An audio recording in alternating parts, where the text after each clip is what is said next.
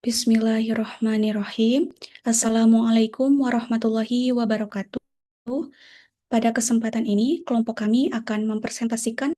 Adapun anggota kelompok kami adalah Kak Ruhul, Kak Rina, Siska, Salma, dan saya Saskia selaku moderator. Pembahasan dalam presentasi ini meliputi yang pertama, penjelasan zat toksik, yang kedua, mekanisme toksisitas, yang ketiga, gejala dan tanda keracunan, yang keempat, LD50 zat racun, dan yang kelima, antidot spesifik dan mekanisme. Baik, langsung saja pembahasan pertama mengenai zat toksik beta blocker akan disampaikan oleh rekan saya. Baik, zat toksik beta blocker. Beta blocker merupakan kelompok obat yang banyak digunakan dalam terapi penyakit kardiovaskular.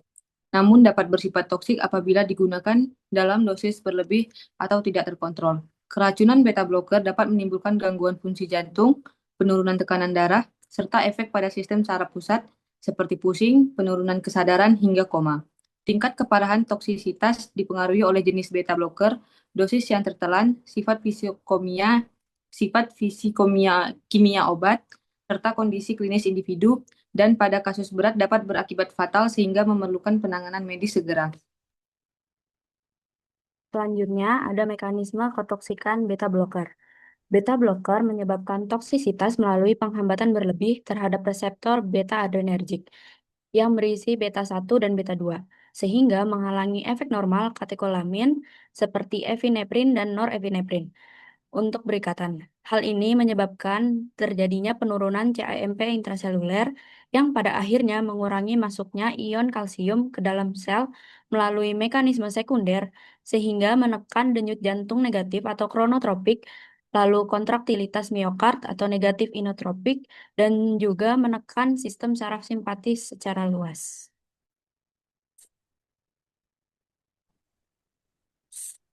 Untuk selanjutnya, ada gejala dan tanda keracunan pada beta blocker.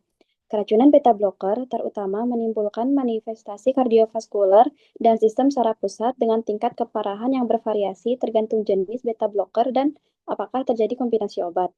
Pada kardiovaskular sendiri terjadi bradikardia, hipotensi, gangguan konduksi jantung, pada kasus berat dapat menyebabkan shock.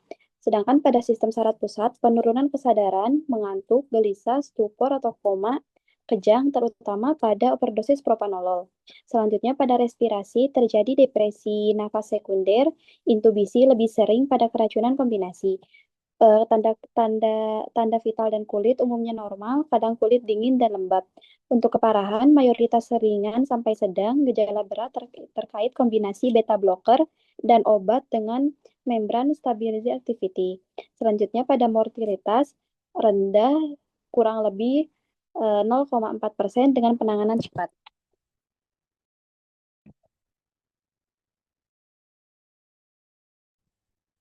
Baiklah, selanjutnya ada LD50 pada beta blocker. Di sini LD50 atau bisa kita sebut sebagai lethal dose 50% digunakan untuk menilai toksisitas akut beta blocker pada hewan uji dan menunjukkan variasi tingkat bahaya antar obat. Untuk propranolol memiliki LD50 lebih rendah dibandingkan beta blocker yang lain karena sifat lipofilik, penetrasi ke sistem saraf pusat, dan efek blokade kanal natrium, sehingga overdosisnya lebih berisiko fatal. Sebaliknya, beta blocker selektif dan hidrofilik seperti atenolol, metoprolol, dan bisoprolol memiliki LD50 lebih tinggi dan toksisitas akut yang relatif lebih rendah. Nilai LD50 tidak digunakan sebagai dosis manusia, tetapi penting untuk evaluasi keamanan dan risiko keracunan.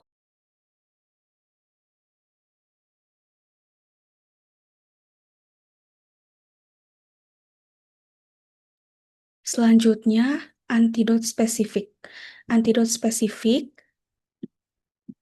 yang paling sering direkomendasikan dalam keracunan beta blocker adalah glukagon. Glukagon bekerja dengan mengaktifkan adenilat siklase melalui jalur selain dari reseptor beta adrenergik sehingga meningkatkan produksi CAMP intraseluler tanpa memerlukan pengikatan pada reseptor yang terblokir oleh beta blocker. Ini menyebabkan peningkatan kontraktilitas jantung atau inotropik positif dan peningkatan denyut jantung atau kronotropik positif, sehingga membantu mengatasi efek depresan kardiovaskular dari overdosis beta blocker.